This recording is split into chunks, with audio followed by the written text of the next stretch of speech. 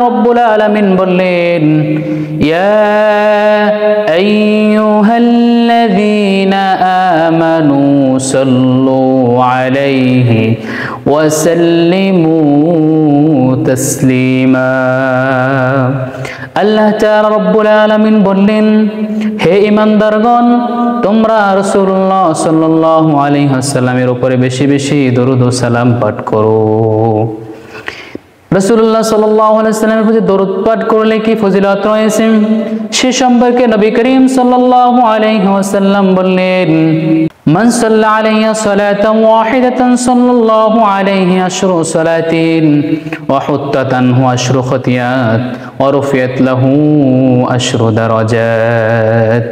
আল্লাহর হাবিব সাল্লাল্লাহু আলাইহি ওয়াসাল্লাম বললেন, মান সাল্লা আলাইহি সালাতান ওয়াহিদাতান, যে ব্যক্তি রাসূলুল্লাহ সাল্লাল্লাহু আলাইহি ওয়াসাল্লামের উপরে একবার দরুদ পাঠ করবে, আল্লাহ তাআলা রব্বুল আলামিন তার উপরে 10টি রহমত নাজিল করবেন।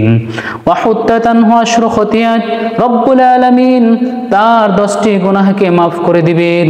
ওয়া রুফিয়াত লাহু আশরু দারাজাত, আল্লাহ তাআলা রব্বুল আলামিন তার মর্যাদাকে 10 গুণ বৃদ্ধি করে দিবেন। সুবহানাল্লাহ।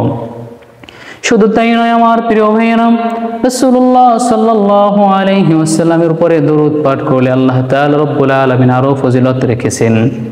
নবী করিম সাল্লাল্লাহু আলাইহি ওয়াসাল্লাম বললেন, যে ব্যক্তি আমার উপরে প্রতি জুমার দিন 80 বার দরুদ পাঠ করবে, আল্লাহ তাআলা রব্বুল আলামিন তার 80 বছরের সগীরা গুনাহকে মাফ করে দিবেন।